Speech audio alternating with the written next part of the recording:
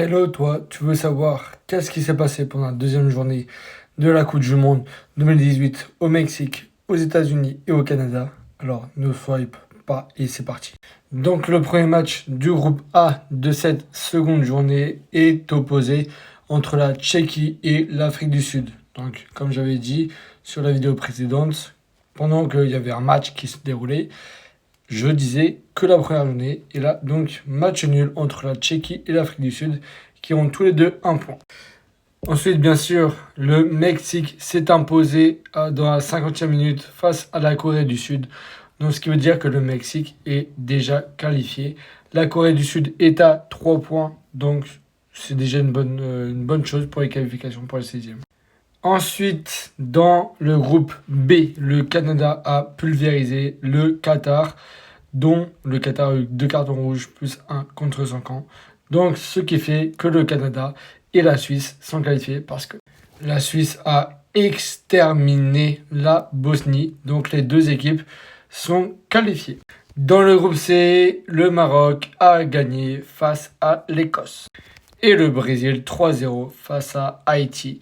Donc Haïti est dehors, et le Brésil, et le Maroc, et l'Écosse. Enfin, le Brésil et le Maroc qui ont 4 points, et l'Écosse qui a 3 points, vont se jouer sur la dernière journée. Donc nous venons au quatrième groupe, le groupe D, dont la Turquie est éliminée. Donc voilà, c'est fait par le Paraguay. Donc la Turquie out. Les États-Unis sont officiellement qualifiés en battant les Australiens. On verra les groupes après. On poursuit dans le groupe E. Donc l'Allemagne a battu en difficulté la Côte d'Ivoire. En difficulté, j'ai bien dit. Parce que c'est à toute fin qu'ils ont inscrit le deuxième but. Et l'Équateur, entre le match Équateur-Curaçao, s'est maintenu à 0-0. Ce qui fait un point pour les deux équipes. Sur le groupe F, nous avons le Japon qui a éliminé la Tunisie de la compétition 4-0. Et le Pays-Bas sont imposés largement avec un doublé de Brodé et de Gakpo et un but de Somerville 5-1 pour les Pays-Bas contre la Suède. Dans ce qui nous fait, les Pays-Bas et le Japon sont à égalité avec 4 points, la Suède 3e, donc c'est pas fini. La Belgique et l'Iran se sont maintenus à un match nul. Voilà. La Belgique qui a du coup 1 point, 2 points, pareil que l'Iran. J'ai pas pu prendre l'image du match entre l'Égypte et la Nouvelle-Zélande, mais l'Égypte du coup a 4 points et la Nouvelle-Zélande 1 point. Nous passons sur le groupe H où l'Uruguay a affronté le Cap-Vert et qui a gagné, dans ce qui nous fait que l'Uruguay et le Cap-Vert sont à égalité 2 points seulement. Et l'Espagne qui s'est révoltée contre l'Arabie Saoudite 4-0. Donc l'Espagne est qualifiée et on va voir entre l'Uruguay et le Cap-Vert qui sera le meilleur 3e. Ah oui, et du coup l'Arabie Saoudite est disqualifiée. Voilà. Venons-en à notre groupe préféré, notre groupe I, entre la France, la Norvège, le Sénégal et l'Irak. Donc malgré une mi-temps très très longue qui a duré de 23h45 à 2h12 pour finir à 3h du matin, la France de Kylian Mbappé et de Ousmane Dembélé a gagné face à l'Irak. Donc le prochain match risque d'être excitant. France-Norvège pour la première place et Sénégal-Irak pour savoir qui va être éliminé et qui va être meilleur 3e. La Norvège, quant à eux, s'est sortie d'un match compliqué en fin de deuxième période face au Sénégal, donc 3-2. Ça va être excitant, mais Mbappé vs Haaland.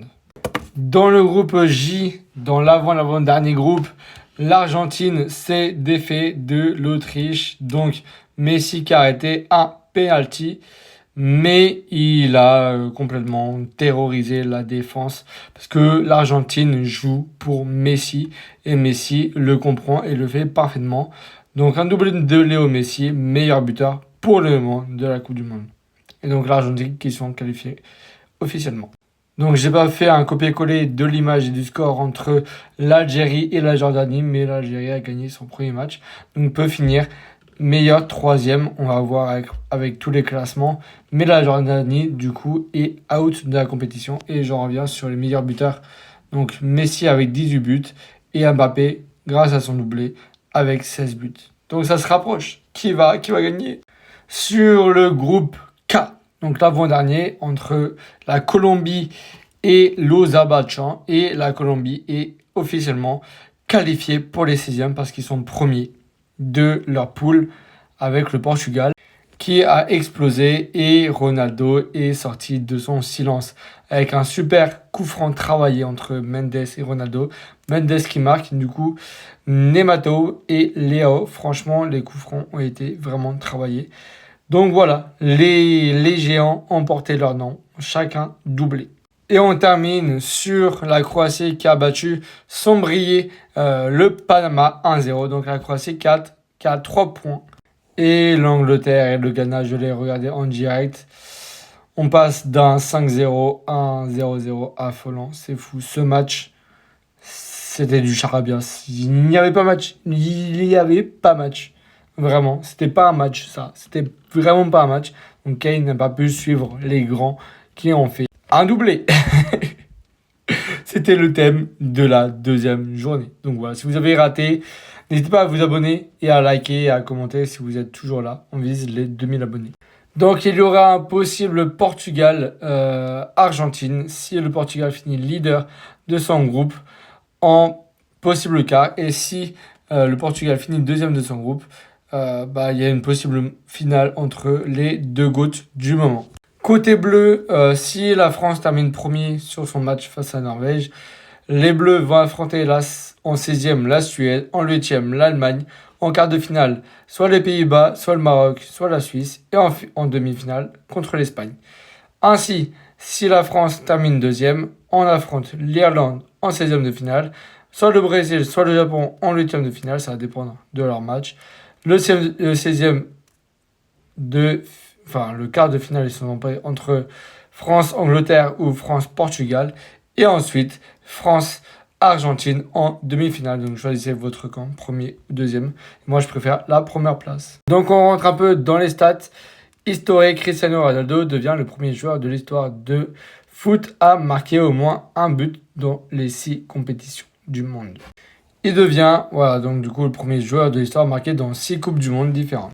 Kylian Mbappé, de loin, le joueur le plus rapide à avoir atteint les 100 sélections avec l'équipe de France. Donc on a Mbappé, Vieira, Griezmann, Henry, et Loris. Pour la première fois de son histoire, l'équipe de France est sortie 4 fois de suite des poules du Coupe du Monde. Et tous les 4, les Bleus ont toujours gagné leurs 2 premiers matchs. Donc merci monsieur Didier Deschamps qui a perdu sa mère d'ailleurs et qui ne veut pas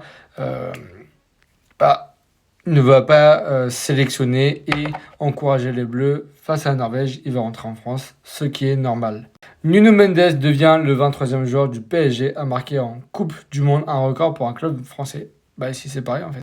Ah oui, c'est du coup Algérie, Jordanie, voilà. Algérie a battu 2-1 la Jordanie. Kylian, suite au match contre l'Iran, atteint le cap des 100 sélections en équipe de France. Incroyable, vraiment. Meilleur buteur et meilleur passeur de l'histoire à 27 ans. Donc voilà, pour terminer, je vous montre un peu, parce que le goal average dans certains groupes va être vérifié entre le Mexique, la Corée du Nord, la Tchéquie et l'Afrique du Sud. Ainsi que entre la Suisse, la Bosnie et le Qatar. Ainsi que pour le Brésil, le Maroc et l'Écosse. Ainsi que l'Australie, le Paraguay et la Turquie pour savoir qui est le meilleur troisième. Ainsi que la Côte d'Ivoire, l'Équateur et le Curaçao pour savoir encore qui est le meilleur troisième. Ainsi que le Pays-Bas, le Japon et la Suède. Entre l'Égypte, l'Iran, la Belgique et la Nouvelle-Zélande parce que c'est pas fini pour eux. Entre l'Uruguay et le Cap-Vert. Entre personnes. Entre l'Autriche, l'Algérie et la Jordanie. Entre le Congo et l'Azerbaïdjan. Et aussi le Portugal et la Colombie. Entre l'Angleterre, le Ghana, la Croatie et le Panama. Comme quoi, cette Coupe du Monde réserve des surprises. Allez, à la prochaine. Et n'hésitez pas à vous abonner pour être au courant de la dernière journée de la phase de poule.